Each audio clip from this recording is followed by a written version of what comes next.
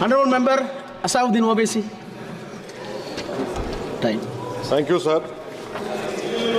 Sir, I start by quoting Baba Saheb Ambedkar, what he wrote in Memorandum of Rights of States and Minorities, dated March 24, 1947, when he submitted to the Subcommittee on Fundamental Rights set up by the Constituent Assembly, the Advisory Committee on Fundamental Rights and Minorities. I quote, sir, "Unfortunately for the minorities in India, Indian nationalism has developed a new doctrine which may be called the divine right of the majority to rule the minorities according to the wishes of the majority. Any claim for the sharing of power by the minority is called communalism, while the monopoly of the whole power by the majority is nationalism. Guided by such political philosophy, the majority is not prepared to allow the minorities to share the political power, nor is it willing to respect any convention made in that behalf, as is evident from the repudiation of the obligation to include representation of the minority in the cabinet, contained in the instrument of instruction issued to the governors in Government of India Act 1935. Baba Saheb says under these circumstances, there is no way left but to have the rights of scheduled castes embodied in the Constitution. This is true now also. I will prove it, sir. In what Baba Saheb said 75 years ago was absolutely right. No one wants the minorities to share power. I'll give you an example, sir. In this August House 75 years ago, when Maulana Azad stood up and said that what safeguards the Muslims have before the partition, those safeguards should be given to the Muslims. That was political representation, reservation. You know what Sardar Patel instructed Mr. Abid Hussain and Begum Ezaz Rasool to censure Maulana Azad. And Maulana Azad felt claustrophobic. And Maulana Azad said that this Constituent Assembly has become a new prison for me. Maulana Azad said this in the Constituent Assembly, sir. Now what we see is that, sir, आप देख रहे हैं कि उसके बाद जो constituencies को बनाया गया असेंबली और पार्लियामेंट की हदबंदी हुई, वो इस तरीके से उसको तरतीब दी गई कि अक्सरती तबके के लोग जीत जाएं और मुस्लिम अक़लियत के लोग कामयाब होने में बड़ी मुश्किलात पेश आए। इसीलिए 2007 में सच्चर कमेटी ने कहा था, सिफारिशात में कहा कि अब जब हदबंदी होगी तो माकूल तरीके से बनाए जाए ताकि मुसलमान पार्लियामेंट और असेंबली इलेक्शन जीत सके। मुझे नहीं मालूम कि अब नए सेंसस के बाद जब हदबंदी होगी तो उसकी सिफारिशात को रखा जाएगा या फिर मार्जिनलाइजेशन जो मुसलमानों का हो रहा है 75 साल से वो चलता रहेगा। सर, जब पार्लियामानी जमहूरियत की कामयाबी किस बुनियाद पर होती है? पार्लियामानी जमहूरियत की कामयाबी का पैमाना मैं आपको बताता हूं। Article 25, article 26, article 29, article 30, article 14, article 21, ये 4 बुनियादी राइट्स है आइन में, जिसको हम सामने रखकर मैं आपको बताऊंगा कि क्या वाकई में उन कमजोर तबकात से इंसाफ हुआ।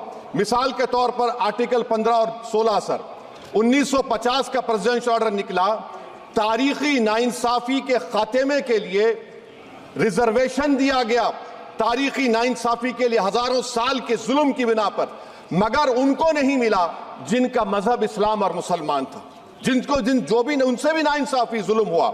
दूसरी बात, सर, दूसरी बात, दफा 25 में प्रोफेस कहा गया, आर्टिकल 25 टॉक्स प्रोफेस। सर, आज मेरी बेटियों को गवर्नमेंट के एजुकेशन इदारों में हिजाब पहनने से रोका जा रहा है, तो ये आर्टिकल 25 का प्रोफेस कहां तक कामयाब हुआ, ये अक्लमंद लोगों पर छोड़ता हूं। प्रैक्टिस, सर, आर्टिकल 25 में अमल करना। कई रियासतों ने ऐसा कानून बना दिया कि आप ये नहीं खा सकते, आप वो नहीं खा सकते, कैटल स्लॉटर एक्ट का एक्ट बना दिया।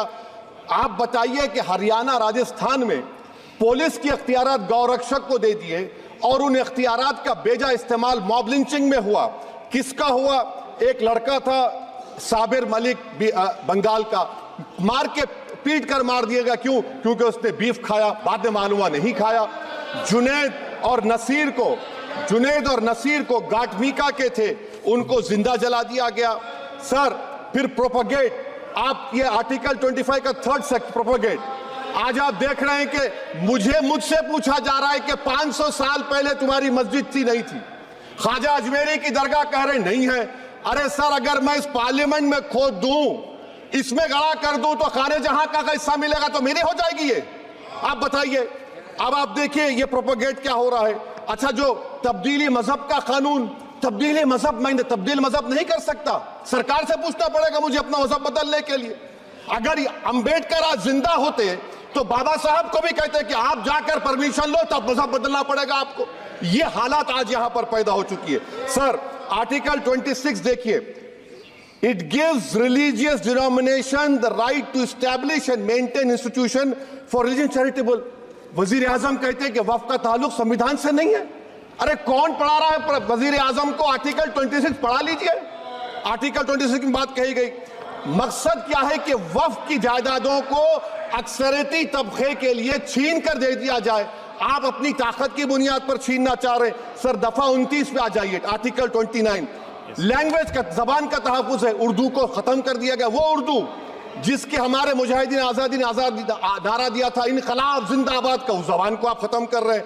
कल्चर, आप कल्चर की बात इनसे पूछ लीजिए, वो बोलेंगे नहीं, हमारा जो कल्चरल नेशनलिज्म है वो कल्चरल नेशनलिज्म नहीं है बीजेपी का, वो कल्चरल नेशनलिज्म आला जात का, हिंदुत्व का नेशनलिज्म है, जो भारत के इंडियन नेशनलिज्म से बिल्कुल मुख्तलिफ है। सर, अब आप आ जाइए, सर आर्टिकल 30 पे आ जाइए। सर, आर्टिकल 30 पे आ जाइए। सर, आर्टिकल 30 में माइनॉरिटीज को राइट दिया गया, माइनॉरिटीज को राइट दिया गया। This house has passed a law in 1981 to give AMU. This government went to the Supreme Court and said no, we'll oppose minority status. This house voice was suppressed in the Supreme Court, sir.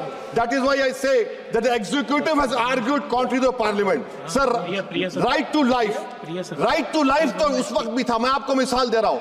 Sir, दिसंबर 63 में, 63 में कश्मीर में रसूलुल्लाह सल्लल्लाहु अलैहि वसल्लम के मुंह मुबारक की चोरी हुई तो पूरे देश में, sir only 2 minutes, sir, only 2. Please wind up. Only 2 minutes, sir.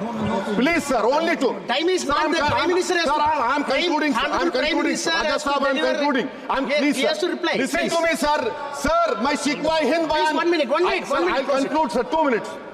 Now, in Article 20, after that in 63, 8 lakh Muslims were pushed into East Pakistan. What has changed? Please tell me. 2013, Muzaffarnagar, 50,000 were shifted. Sir, riots to and riots happened. Nelli massacre, Hashimpura, Maliana, Mumbai 93, Ahmedabad 69, Gujarat 2002, 22, Delhi 84, Delhi. Nothing has changed, sir. Lastly, sir. Please. Lastly, sir, on judiciary, sir, I'm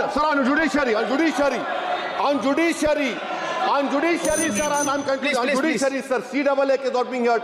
2 sitting chief ministers get bail, but Stan Swamy died in the prison, sir. That is why I say the institution functioning of Obviously, please conclude.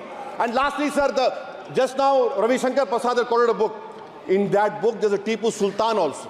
Okay. That is, sir, I'm concluding by reciting a sher.